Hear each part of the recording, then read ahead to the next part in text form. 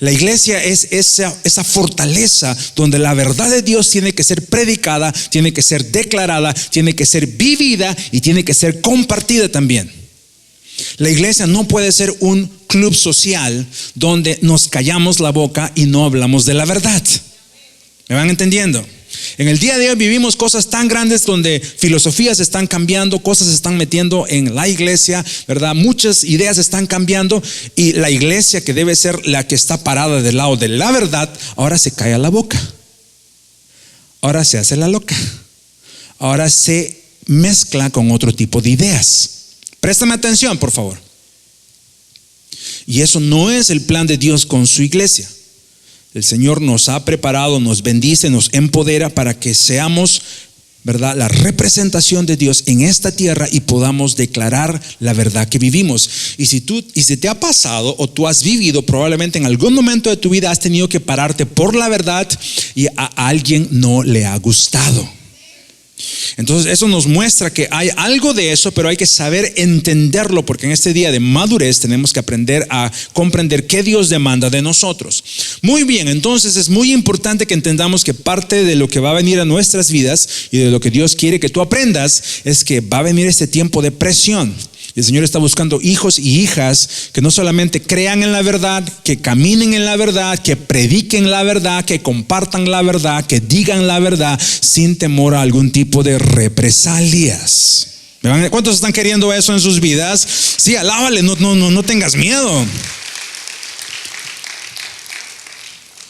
Órale, entonces, mira lo que ocurre. Entonces vamos a revisar un poquito la vida de Elías y no voy a leer mucho porque tenemos un poquito que cubrir. Pero Elías vivía en un tiempo, Dios lo levantó en un tiempo cuando el pueblo de Israel no estaba caminando bien.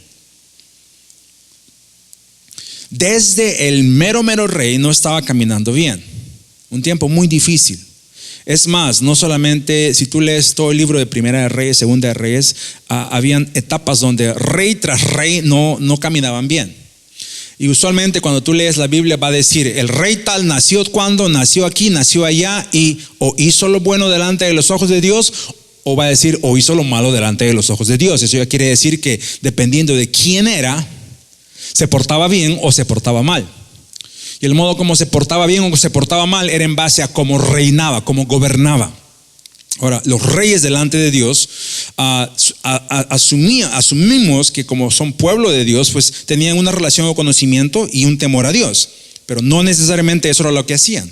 Entonces cuando se escribe ahí, hizo lo bueno delante de los ojos de Dios o hizo lo malo, era más que nada no solamente su caminar individual, era su manera como gobernaba.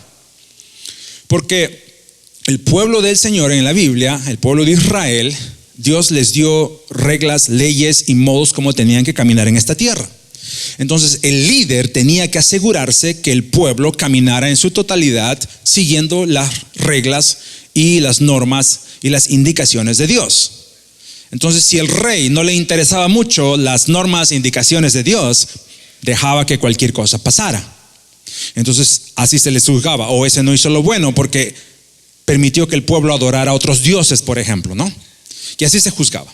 Bueno, Elías es levantado en un tiempo cuando era uno de los peores tiempos, de donde había uno de los peores reyes. Ya nos vamos dando cuenta que no fue fácil para él cumplir su rol porque pues era un tiempo bastante difícil. Y aquí es donde tenemos que aprender una cosa. Cuando el Señor nos levanta, tú tienes que entender, no es solamente para andar contentos, ¿verdad? De party en party en la vida, sino que nuestro cristianismo tiene mucho que ver con presión, tiene mucho que ver con pararnos en la verdad y no necesariamente va a ser popular en esta vida. Si no podemos nosotros entender que ser hijo de Dios en esta tierra nos puede costar un precio, algo no ha empezado bien. Y la gran mentira a veces es que creemos que todo está bien si nuestro cristianismo no tiene ningún tipo de problema con nadie. Porque acuérdate, estamos parados del lado de la verdad, no estamos parados del lado de agradar a gente, ¿verdad? En algún momento eso se va a ser confrontado y tienes que entenderlo. Ahora, no te digo con esto que te vayas peleando con medio mundo, porque el Señor no nos llama a hacer eso, pero cuando hablamos en términos de la verdad tenemos que ser bien claros. Entonces, Elías pues tenía que cumplir un rol, entonces no fue difícil, y él tiene que confrontar al rey. Y el rey que le tocó confrontar era uno de los peores. Pero llega un momento cuando Dios le manda al profeta a decir algo de parte de Dios y le dice: va a venir una sequía por cómo tú estás caminando. Estás caminando tan mal que Dios va a mandar una sequía y no va a llover, les dice. Y ocurre así. Empieza la sequía y dura como por 3 años. Y la gente se muere y pasan muchas cosas. Hay mucha hambruna, la tierra sufre. Y el asunto era que Dios estaba tratando con ese rey usando a Elías.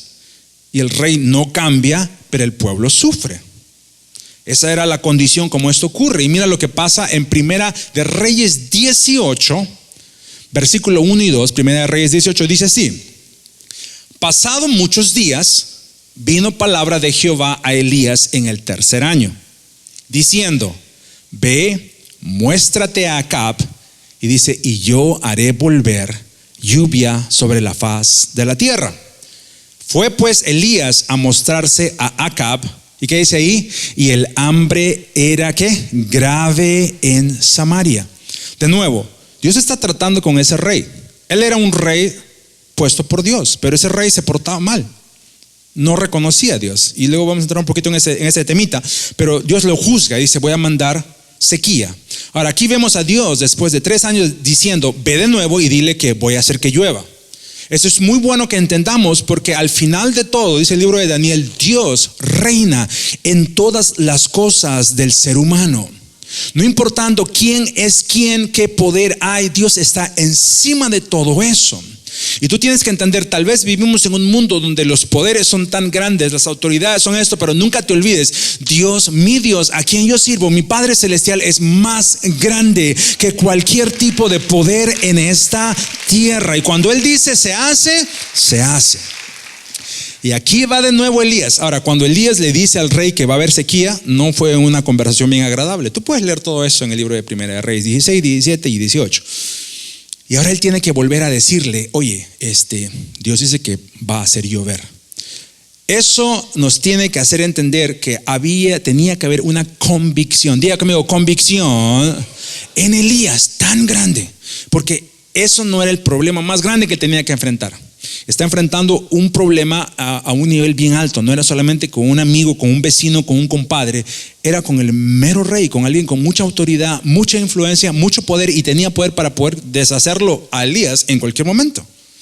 Entonces era una cuestión peligrosa, pero eso nos enseña que cuando Dios levanta a su pueblo, Él busca que entendamos lo que nos motiva es la convicción a quien servimos. Porque si Elías no tuviera esa convicción, él diría: está loco, ¿yo para qué me voy a meter a problemas con este?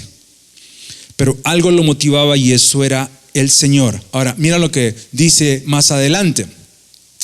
Y dice: y Acab dijo a Elías, Primera de Reyes 21, 20, dice: y Acab, el rey, le dijo a Elías: me has hallado, enemigo mío, le dice. Él respondió: te he encontrado, porque te has vendido a hacer, ¿qué dice ahí? Lo malo delante de Jehová. Eso es el profeta diciéndole al rey. Le dice: tú eres un vendido. Versículo 25 dice: a la verdad, esta es una nota que se incluye en este texto. Dice: ninguno fue como Acab, como ese rey, que se vendió para hacer, ¿qué dice? Lo malo ante los ojos de Dios. ¿Por qué? Porque Jezabel, su mujer, la incitaba. Versículo 26. Él, hablando del rey, fue en gran manera abominable, mejor dicho, asqueroso, caminando en pos de ¿qué? De ídolos, conforme a todo lo que hicieron los amorreos, a los cuales lanzó Jehová de delante de los hijos de Israel. ¿Por qué es esta escritura relevante? Y aquí quiero que prestes mucha atención, porque esta noche voy a desafiar un poquito tu manera de pensar, y en algunos casos ciertas enseñanzas que hemos recibido. Así que quiero que prestes mucha atención. El problema que estamos viendo es que había un líder que no estaba caminando a la altura de la demanda que Dios le estaba poniendo. Dios levantaba a sus reyes para que guiaran a su pueblo, para que pudieran liderarlos en el camino que Dios quería para ellos. Dios desde el principio al pueblo de Israel le dijo: ustedes son un pueblo diferente. No son igual que el resto. No se comparen con nadie, no se junten con nadie. Es más, en ese entonces les da la dirección: no se casen con otro tipo de pueblos. Ustedes son un pueblo. Ahora, ¿por qué tenía que Dios ser tan estricto? Porque nos dice en el libro de Deuteronomio que era un pueblo que no era pueblo. Y Dios los estaba haciendo que sean pueblo. En otras palabras, Dios estaba formando su identidad. Y tuvo que tomar esas decisiones para poder formar su identidad. Y entonces ellos tenían que entender: no somos como el resto, somos un pueblo diferente. No pensamos como el resto, no vivimos con el resto, o no deberíamos. Y no hacemos lo que el resto hace, hacemos lo que Dios quiere que hagamos. Entonces, eso era la idea detrás de eso. Y los líderes tenían que ser ese tipo de gente que entendían eso. Por eso Josué dice: yo no sé de ustedes. Cuando Josué está viejito, dice: yo no sé de ustedes, dice, pero yo y mi casa voy a... ¿Se acuerdan de esa escritura, verdad? Dice: yo y mi casa voy a servir al Señor. Y Josué les está dando un desafío. Les dice: yo como líderes les pongo ahora el desafío. Yo voy a servir a Dios. ¿Quieren servir al Señor? Como el chavo dijo, como el chapulín dijo: síganme los buenos, entonces vamos a servir al Señor juntos. Entonces, un buen líder siempre va a guiar al pueblo de esa manera. Este rey no hacía eso. Su gran problema era que era un vendido. ¿Qué quiere decir eso? A él le importaba lo que Dios quería. Él se podía juntar con quien sea, cambiar de manera de pensar si quisiera. Si le convenía vivir como los mundanos, vivía como los mundanos. Si le convenía adorar a otros dioses, lo hacía como le importaba.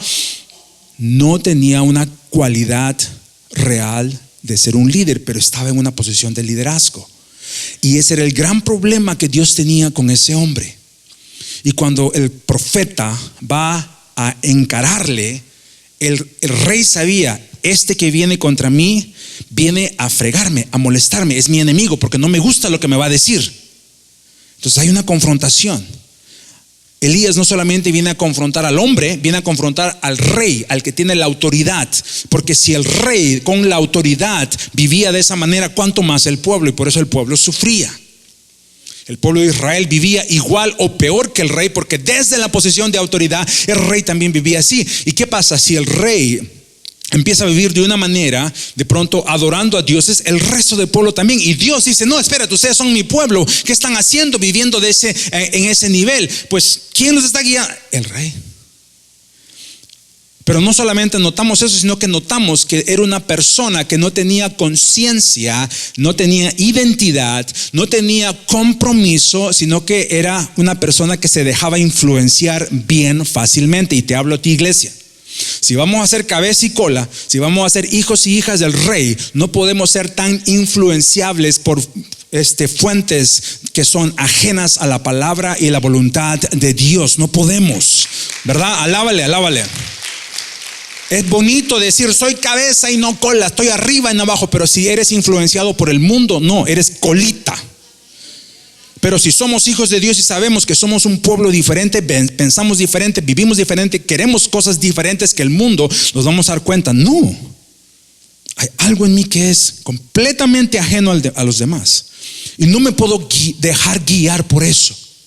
No me puedo dejar guiar por el modo o estilo del mundo, porque soy diferente. Este rey no tenía eso. Él era bien influenciable, y la persona que más lo influenció fue su esposa. Luego vamos a entrar en ese tema también. Pero ya nos vamos dando cuenta qué pasaba, cómo era la situación para que este profeta pueda ser levantado ahí. Ahora, hablemos de su esposa. Aquí quiero que tú entiendas una cosa. Ese nombre, el nombre Jezabel, es un nombre muy usado. Tú probablemente has oído ese nombre. Hay mucha gente que le encanta predicar de eso. El espíritu de Jezabel. ¿Has oído eso alguna vez? Vamos a hablar del espíritu de Jezabel. De la influencia del principado de Jezabel. Si tú lees la Biblia detenidamente de tapa a tapa, te vas a dar cuenta que la Biblia nunca jamás menciona el espíritu de Jezabel. Y tenemos que tener mucho cuidado nosotros de saber entender a quién estamos oyendo, qué clase de doctrina estamos oyendo. Tenemos que ir a la palabra de Dios.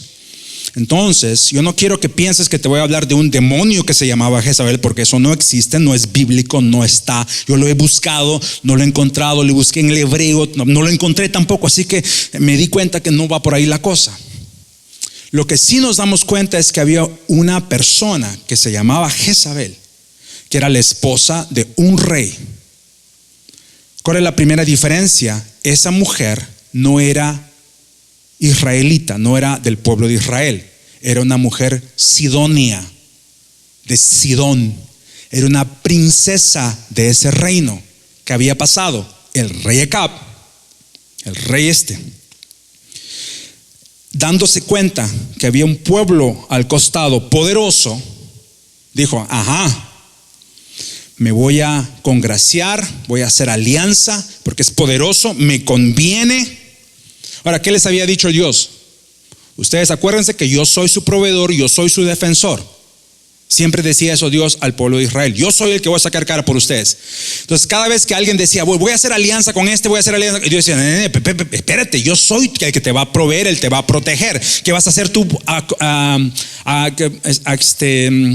poniéndote o apoyándote en alguien más?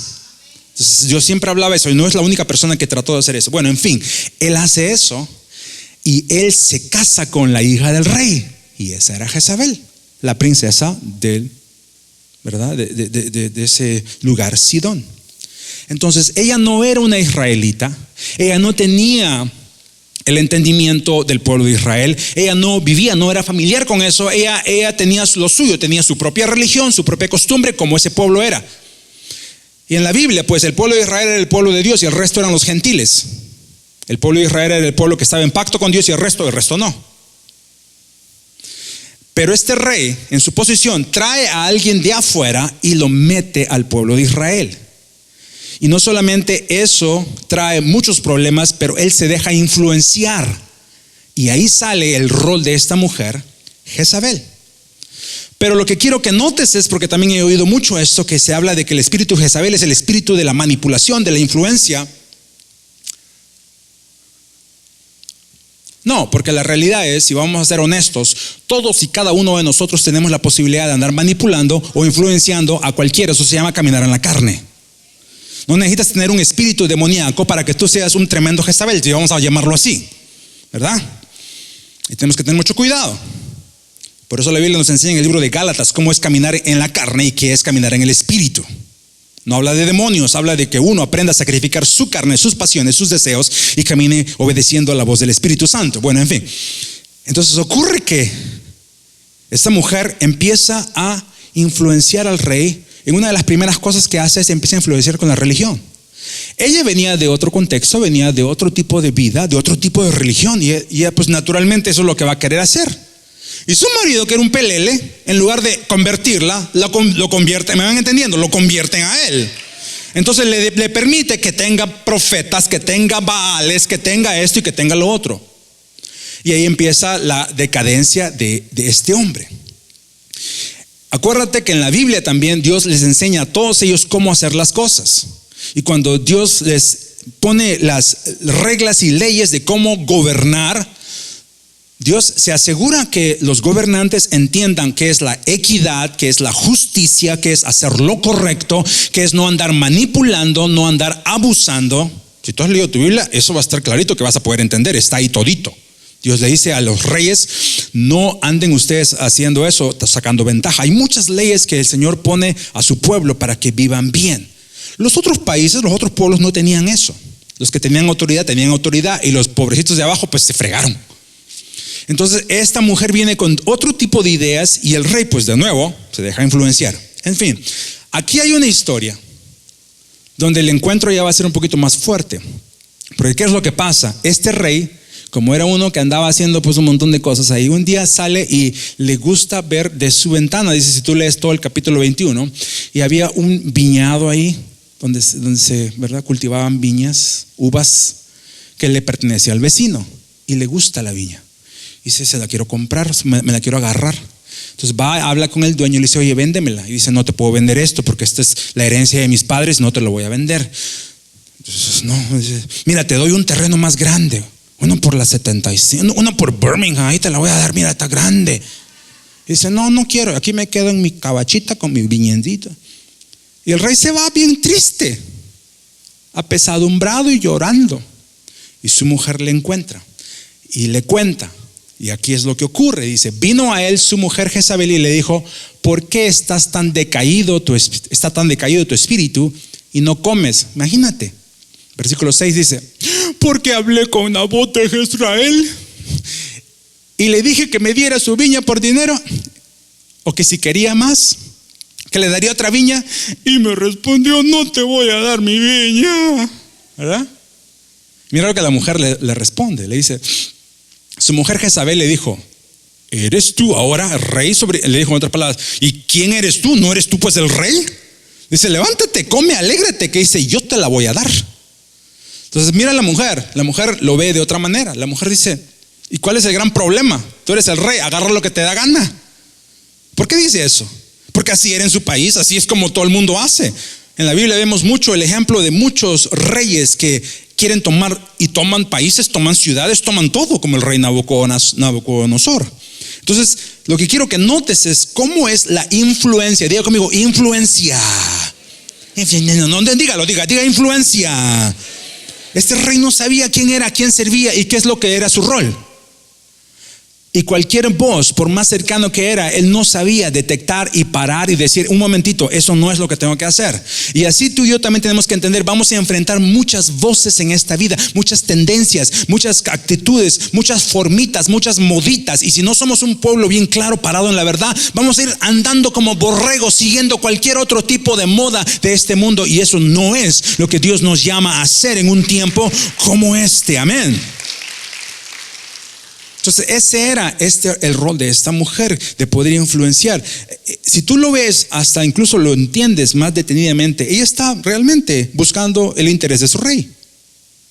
Pues ve a su esposo triste y dice, pues no te preocupes, lo vamos a solucionar. Y lo soluciona. Lo termina matando al otro señor. Era una mujer bien mala. ¿Por qué? Porque la gente malvada va a ser gente ¿qué? Malvada, ¿verdad que sí? ¿Sí podemos entender eso? No debemos meterle más, hallarle la quinta pata al gato. El caso de Jezabel, era una mujer que no era del pueblo de Israel, no servía a Dios, servía a sus propios intereses, y pues no había más vuelta que darle. Así está nuestro mundo. Por eso hay mucha gente que a mí me preocupa mucho, porque le tratamos de buscar la quinta pata al gato, como decía mi mamá, o complicar las cosas con el mundo, cuando el mundo está muerto, dice la Biblia, en sus delitos y pecados. Pero eso a nosotros no nos hace cambiar, porque entendemos que tenemos la luz del Santo, tenemos la verdad, tenemos la sal del Señor para poder hacer la obra que tenemos que hacer en esta tierra. Y no te puedes tú dejar intimidar por ese tipo de cosas, iglesia. ¿Me van entendiendo? Muy bien, ahora vamos a ver qué es lo que ocurre con Elías. Es otra parte de la historia, porque de nuevo, esta mujer influencia mucho el mover religioso, instaura una nueva religión, pone nuevos profetas. Y lo que ocurre con esa mixtura de religiones es que el pueblo empieza a claudicar. ¿Qué quiere decir eso? El pueblo que supuestamente tenía una relación con Dios, servía a Dios, tenía fe en Dios, y eso era lo que conocía, ahora se le abre otra oportunidad. Ahora no solamente, entonces ¿qué hago? ¿Confío en Dios? Aquí me están mostrando otra cosa. Y empiezan a claudicar. ¿Qué quiere decir?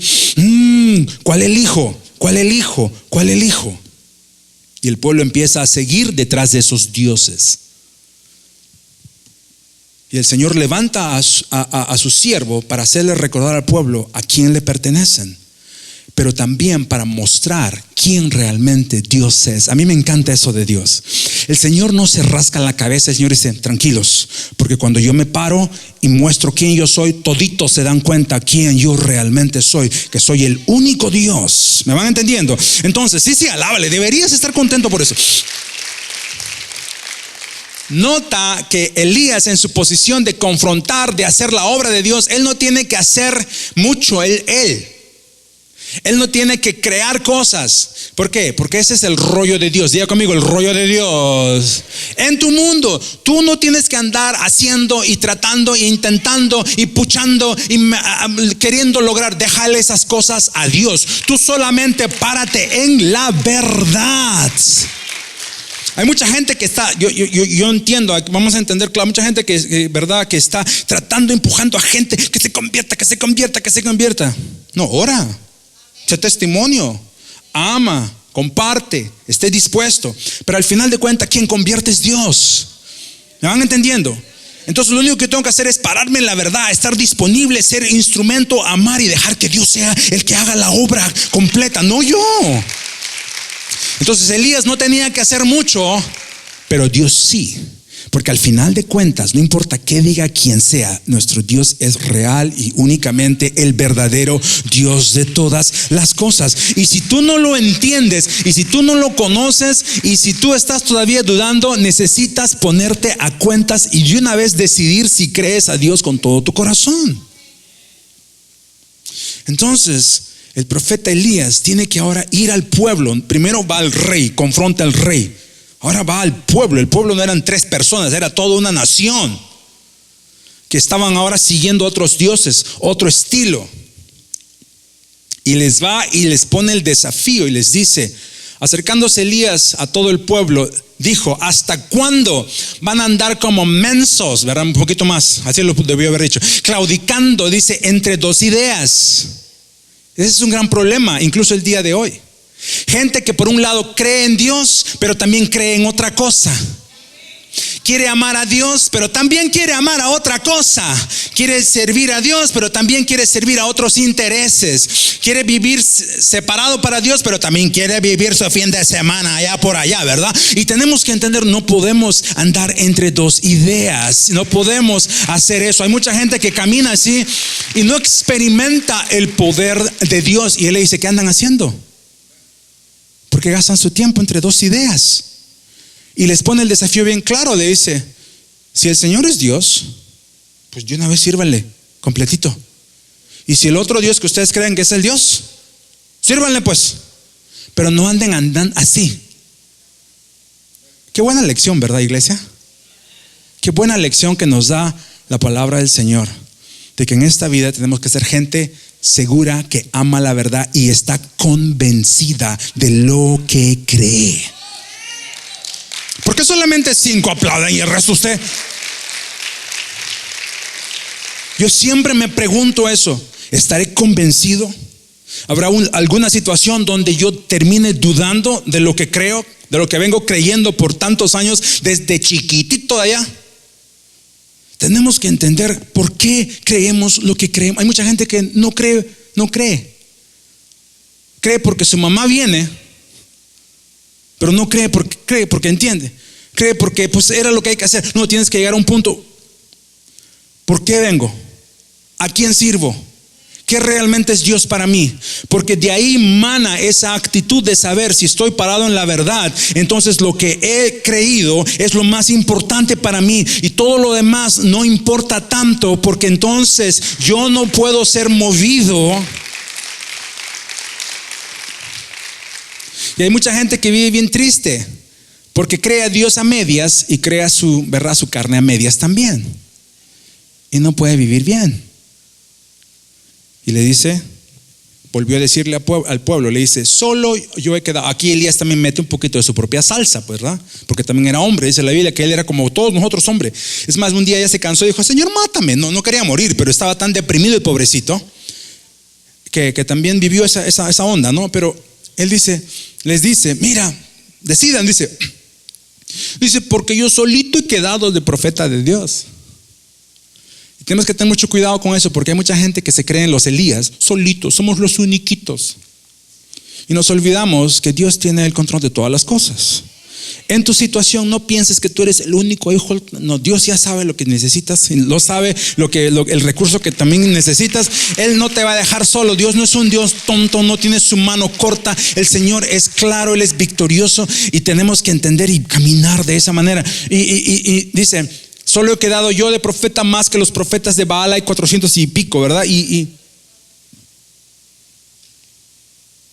la confrontación se da y al final de cuentas el Señor demuestra su poder, su autoridad, su naturaleza. Y mira, para mucha gente creer en Dios es una locura. Para mucha gente creer en Dios es algo tonto, es ridículo, más y más. Sale la controversia, sale la opinión en las escuelas, en todo tipo de nivel, la ridiculización. ¿Crees en Dios? Eso es anticuado. ¿Crees en Dios? ¿O necesitas educarte un poquito más? Esto o aquello. No, tu Biblia, eso está un desbaraguío ahí, eso no sirve. Y uno tiene que entender, al final de cuentas yo no puedo andar convenciendo al resto. Yo tengo que estar seguro solamente de mi caminar con Dios. Eso es al final de cuentas lo que más importa. Porque si tú sabes quién Dios es para ti y Él ha demostrado en tu vida su fidelidad y su poder, eso es lo único que importa. Porque al final de cuentas Dios siempre va a mostrar su realidad y su fortaleza y su poder. Y dice aquí en el versículo 36, Primera de Reyes 18, cuando llegó la hora de ofrecerse el holocausto, se acercó el profeta Elías. Y el profeta Elías les hace ¿cómo se llama? El desafío. Él dice, si ustedes andan así, vamos a hacer de una vez una demostración. Dice, vamos a poner sacrificios. Ustedes pongan un sacrificio a sus dioses, yo voy a poner un sacrificio al Dios vivo. Dice, y el Dios que responda con fuego, ese va a ser el Dios verdadero. Y hacen eso. Y los profetas, imagínate él parado y 400 gentes ahí haciendo su rollo y toda la cosa y todo el pueblo ahí con ellos. Qué bonito es entender, cuando te paras del lado de la verdad, no importa cuántos están en contra de ti.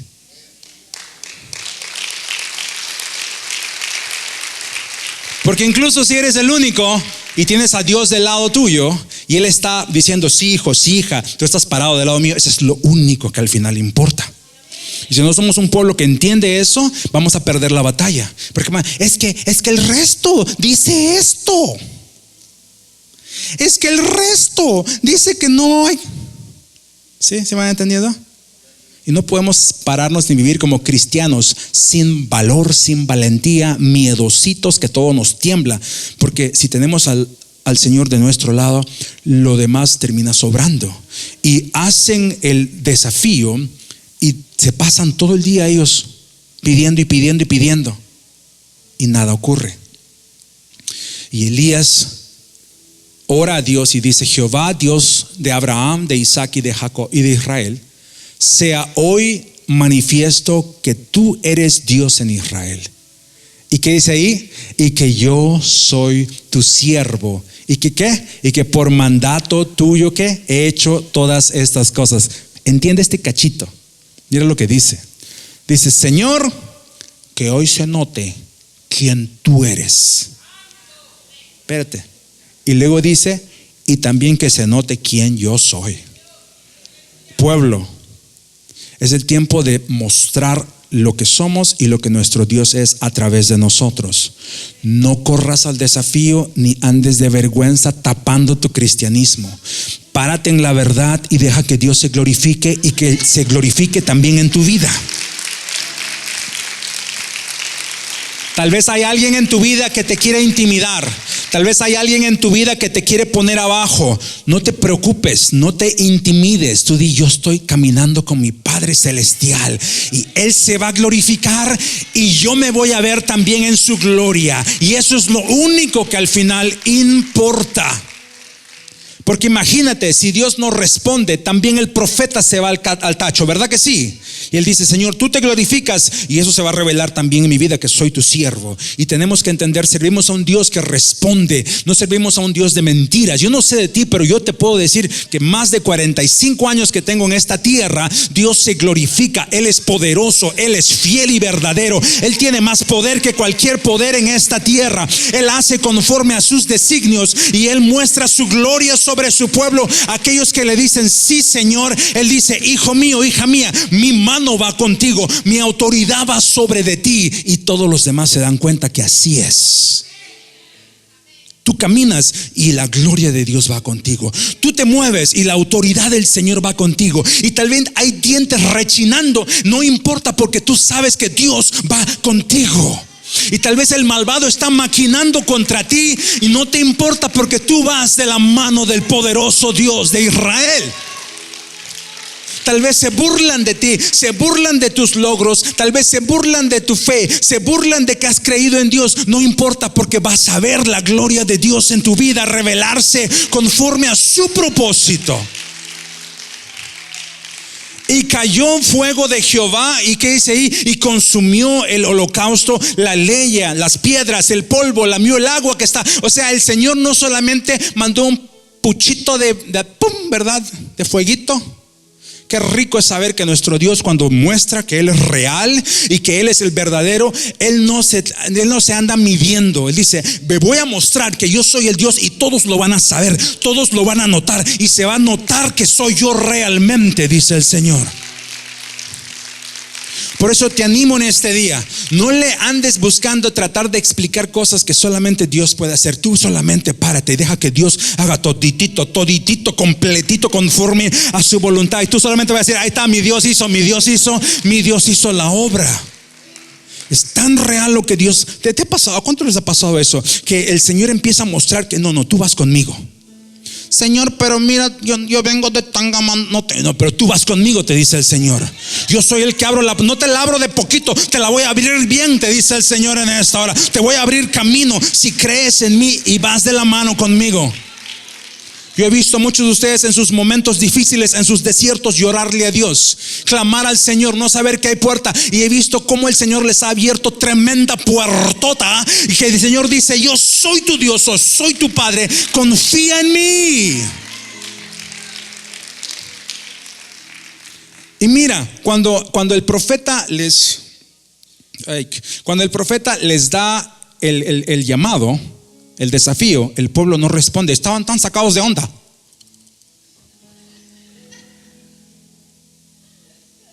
Va a haber gente así: no te preocupes, si no se mueven, no te preocupes. Tú has dado la verdad y la gente se ha quedado así: no te preocupes. Ay, Señor, no, ¿para qué abrir la boca? No, tú tranquilo, diga conmigo: tranquilo. Diga: sereno, moreno. Dígalo. A veces somos tan cobardes y somos tan tembleques. No, tú tranquilo. ¿Por qué? Porque aunque el pueblo a veces no oye lo que tú dices, se van a mover cuando Dios sí se mueve y muestra su gloria completa. Eso es lo único que importa. Porque cuando el Señor trajo el fuego, ahí sí el pueblo dijo: no, sí, Él es el Dios real, Él es el Dios de verdad. Eso es lo único que... Ahí tiene que estar tu mira. Señor, responde, manifiéstate. Haz lo que dijiste que vas a hacer a través de mí. Yo quiero que tú te abras en tu corazón en esta noche a decir: Señor, yo soy un instrumento en tus manos y sirvo a un Dios que responde. Y cualquiera sea mi rol en esta tierra, yo voy a obedecer tu palabra, voy a amar la verdad, voy a confiar en ti y voy a ver tu gloria, y no voy a tener que hacer demasiado, solamente obedecerte a ti. Solamente obedecerte a ti. No te confundas, no tengas miedo, no repienses las cosas. No digas: esto es muy difícil. No digas: tal vez metí la pata, abrí la boca. Si abriste la boca por la verdad, es porque Dios te puso ahí para que tú seas la palabra de verdad a alguien que lo necesite.